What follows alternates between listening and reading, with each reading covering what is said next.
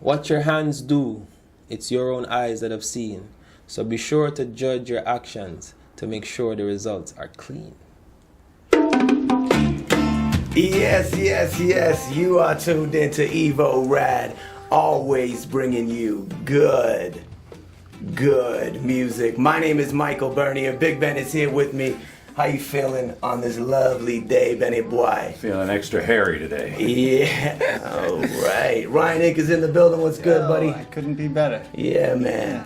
We are feeling so excited about having musical guest Asadenaki Wailer in the EVO RAD studio. Ow! What's going on, man? How you feeling? I'm feeling good. I'm feeling good. Yeah. I'm here giving thanks for life. How you doing? It's a pleasure to have you here with us. That's for sure. We are gonna get to know a whole lot about Asadenaki Wailer today. This right here is EVO RAD. It's gonna be a good interview. Yeah.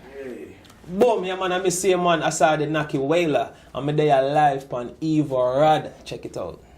As a touring musician and one that's performed on so many stages with so many people, how is it that you keep your head from growing too large in these experiences? How do you keep a cool head?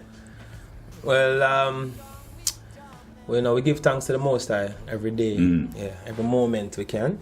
My head don't grow, but my locks grow. So the head looks like it's swelling, but it's really just the hair. So, as them say, as the locks grow, so should your, spirituality and your connection to the people and to the Most High. So, really and truly, if you're doing reggae music and you're doing Jah works, you're not supposed to think about yourself. You know what I mean? So the head's not supposed to grow. It's supposed to more, what you call it, ground. It's supposed to get more grounded. Yes, grounded. Yeah, and instead of grow, it ground. Kind of instead of raising, you raise it. Yeah. Boom, yeah man, I'm the same one. Asadenaki Wailer. I love EVO RAD. Michael Bernier here, hanging out with Asadenaki Wailer. 2 questions for you, my friends, right here. Yes, sir. How long does it take to develop a friendship? Wow. Yeah. It depends, because sometimes you and a person connect just the first time. All right. So I'm just gonna interject. Are we friends? Yes. Yeah, man. Oh yeah. That's cool. That's all I need to know. So on to the next question. What's the message behind the music that you're making? Well, right now it's really all about 2 things. It's all about living. Okay. Living is my first single that, As opposed to dying. As opposed to dying, because a lot of people aren't living. They're alive, but them now live them life. Counting the days. Exactly, and them holding themselves back because of maybe what a person might say or people might think, instead of just going out there, just living, just doing what you want to do, what you always dreamed of doing. Recognizing you are the most beautiful when you are yourself. Exactly, and then when you're yourself, nothing matters, because you love you, so I eat that. So living is the key as far as my overall objective of getting people to just live. Okay. And then mainly now, I'm a go-getter. We talk about self-reliance.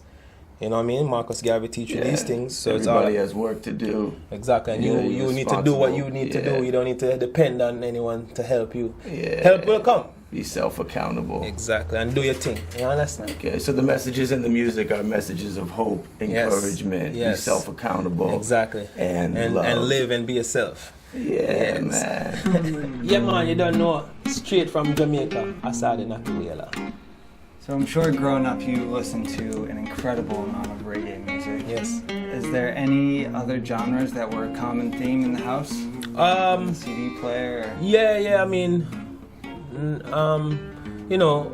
let's say as a Jamaican, because in Jamaica we learn, you have a warm-up when you have a dance hall, when any song I play, them have a warm-up section before them get to the... Stretch it out. Yeah, so them play some country, and play some soul, R&B, they might play a little hip-hop, some Biggie, just for warm up the thing, and then now when the thing kick off is dancehall and some reggae stuff. Right, so because of that, culture, I learned to love all music, even rock, country, western, you know what I mean? So we listen to all types of music, anything that really hit records too, you know, because hit records really reach your ears quicker than, you know, and then you listen to the album and hear everything. Right in front of you. Yeah, yeah, you understand? So we listen for everything. So if we hear a nice hit country, you know, we really tune in.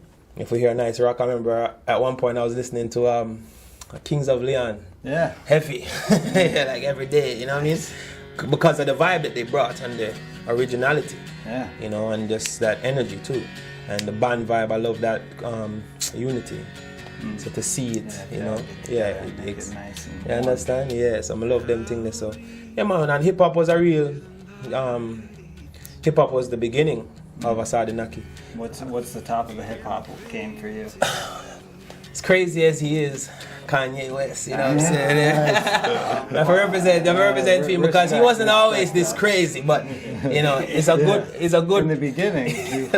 In the beginning, he was, you know, and the thing is, you know, redemption. You know, there's always redemption for anyone. So Kanye can just drop a song anytime now, and we're back on his train. So, right. You know, but the reason why Kanye West, it would be the same reason why I would have listened to like Public Enemy or even like what you call them now, Wu-Tang Clan. Yeah. But basically, the hip hop that is very kind of preachy. The hip hop that is got the message. Right.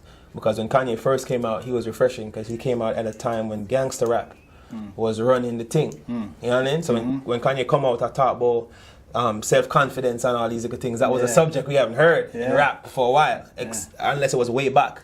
So it was good, it was refreshing, and I like message, like I said, I like message in the music. So that's why maybe I said Kanye first, because he was the one that in this time came with a message. Nice. You know what I mean? When that could have made him unpopular, but it worked for him. Yeah. Yeah. Respect. Growing up as the son of Bunny Wailer, legendary, founding member, original member of the Wailers with Bob Marley and Peter Tosh, what would you say are the advantages to that, and what are the disadvantages to that? Things that, I'm sure it's easy for people in the outside world to assume you're the son of Bunny Wailer, doors open up for you. But what are the things that are like, that's kind of hindering this for me?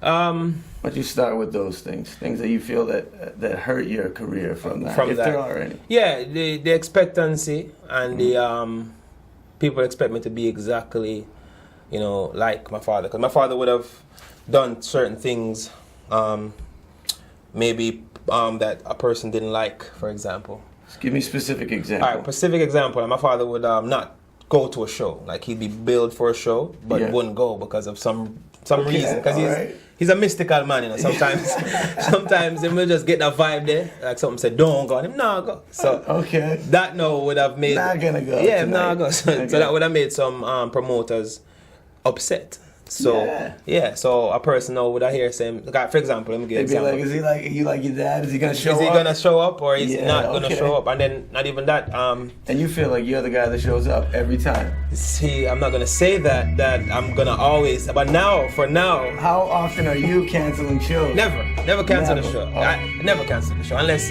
That's true. Never cancel the show. Let me think. I don't want to lie. And then somebody's watching this. Cancel my show. All the comments are cancel the show with us. Cancel the show with us exactly. Too. No, I'm not cancel a show with no one. I've never canceled a show like that. Okay, so one of the downsides is there's an assumption of maybe you are I'm a not star reliable. boy. Okay, star boy. Yeah. And what then else? The other thing is, the good thing, in Jamaica especially, is that people think because I'm Bunny Wailer's son, I automatically get a free, like I said, the doors are open. Yeah, the respect is there. Right? Not the case, because when a person hear, that's why I don't tell it. I put out my singles Asadenaki. Yeah. When I do the tours, they say Asadenaki Wailer for the promo, and I say yes, go with it because I am. That's who I am. But when I put out my singles, I will say Asadenaki because I want people to, approach it, who is this, kind of vibe. Yeah. Listen to the song, and then they'll hear, oh, that's Bunny Wailer's son. Okay. They respect me more. Had I said, yo, I'm Bunny Wailer's son, or Asadenaki Wailer. Like, people automatically like, oh, him thinks, he think think because he's a whaler, he's gonna get my. Like I remember I went on a show. My father went to New Caledonia, so on the other side of the world, and it's like a French, it's like Jamaica, but they're French colonized. Sounds right. So a lot of Rasta man in the crowd, and I remember I walked out on stage, and they were like, Asadenaki, because the name alone throw people off, and they're like, Asadenaki Wailer, and I walk out on stage like 20,000 people at least, maybe more. So I'm thinking, my dad is the headliner, so I'm gonna automatically just get love. I walked out, everyone was looking at me like this. They're not impressed. What is this? I'm already not impressed. They're like, we're not impressed. Let's go. Exactly. Yeah. So, but because I'm used to that in Jamaica, because in Jamaica, everyone is somebody. Every youth is a star. There's a lot of kids of icons. So you're kind of used to that. So people might even treat you like a little more hate and a little more That's question exactly what it is because of that. They're gonna like this guy. And they're like, I don't get that easy. Like some of them. Why should he? Why should he? And I agree. I really do agree because the truth is. Same things for every man. Yeah, and the thing is, if your music isn't good, then your name shouldn't change that. And if your music is good, your name shouldn't change that. The music. That's what you're doing. You're in the music business. You're not in the name business. You know what I mean? You're not in that business. So the name business. Yeah, you're not. Too familiar with it, but I tell you. So it's a thing where, like I said, some people might have you up. Yeah. Just because them think you get gold spoon in their mouth. My negative, I would say, to my father being my father would be that when I grew up, he was never there because he was on tour. He's Bunny Wailer, so I would see him when I see him. He was a loving father, great father. You know what I'm saying? When he was present, when he was there. You know what I mean? And so, but he 3 days. I'll be home for 3 days. He was stern. He was very stern. He was very stern. So that my father raised us without being there because we knew he's crazy, so we know not to. We're like, let's not do that or that because if Dad's gonna find out. If he find out, he's gonna be home for a day. He's gonna be home for a day, and that's it. That's all he needs. So he raised us well. He raised us well, but I can say that I didn't have a real relationship with him until I went away, did school in Atlanta, and when I returned to Jamaica. Now I'm my own man. I had to work my own jobs and stuff, so I knew the whole concept of figured out how to navigate yourself, how to survive, right? Yeah. So now when I come back to Jamaica, I'm like, me and him, we had to even because now I'm a whole different person. I'm not kind of like, I'm not a yes man. I'm more opposing and saying no, daddy, that not sound right. You know what I'm saying? And so I respect that, but we had to go through it, and then now we're like this. You know what I'm saying? Yeah. So it's a beautiful thing to that's why I said live, because I could have acted like I want to hold things up. He could have acted like he want to hold. He wasn't there for me. And he could have been doing the same thing, like, whatever. He's trying to act like he's his own man. Yeah. But we just let each other live, and then we come right back to this. So it's a beautiful thing, Just it's a nice thing to show people. No matter who your parents are, you try to build that relationship. Yeah, man. Try to understand them. Because you are a good man. Yeah, I tried to be. Yeah. Try.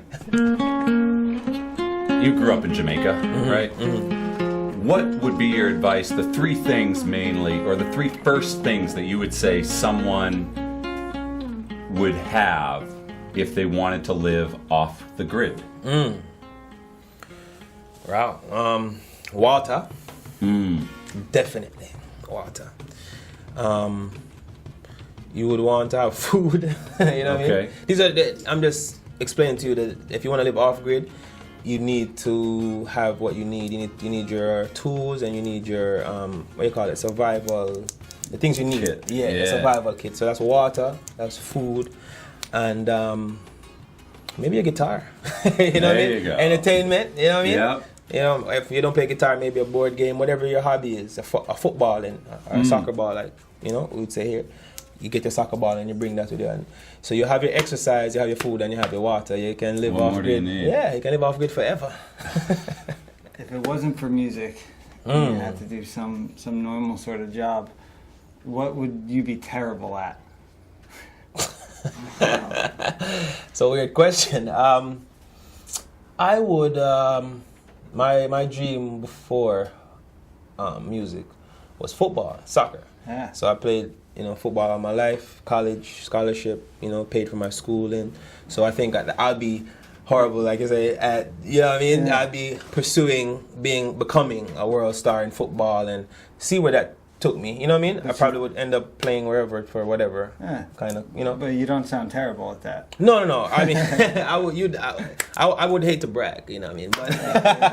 But no, I'm not terrible. I'm not terrible at it, you know. I'm not terrible at it. And the thing is, I don't think we should be terrible at anything, because let's say I was terrible, I should be able to work my way into being less terrible. Of course, yeah. And less and more less till I'm actually not so terrible, and then I'm good. You know what I mean? So, you know, there's no, I would never, you know, settle, you know, in anything. So I guess that's why when you said terrible, I was thinking, bad question. Bad question. Even if I was doing something that I really was horrible at, like skydiving or something. That would not be something good to be bad at. I don't know. Isn't that easy to be bad at? Because you just jump. Either way you jump, right? As long as you land. As long as you land, right. So I would probably be screaming the whole way. You know what I mean? But I would learn some kind of way that, you know, after the first time, maybe I would get more guts. Yeah. And the second time, I get more. And then next thing you know, I'm like jumping with style. Yeah. Yeah, it's the EVO RAD crew hanging out with Asadenaki Wailer. Oh, by golly, it's been a good time. You feel good here, man? Man, I feel at home. I feel at home, really. Yeah. Safe, comfortable. Yeah, and it's colorful. It's warm, you know. Yeah. You guys have a nice thing going here. Yeah. Congrats. Thank you. We appreciate you coming out of your house, joining us here today, moving your physical body to this location. We know it takes effort. Took a flight. You know, much love to Panama Dan on the other side of the camera for bringing you up here, putting shows together, including you, getting down on the Boston reggae scene for sure. Yes. It's a pleasure to have you here, man. Yeah, man. Honestly, appreciate you being a good, honest human. Yeah, man. I try. Regular people. That's really nice. So that's it, y'all. It's the end of the show. This right here, we're going to clap everybody together. It's EVO RAD, and it's been a good interview. Yeah.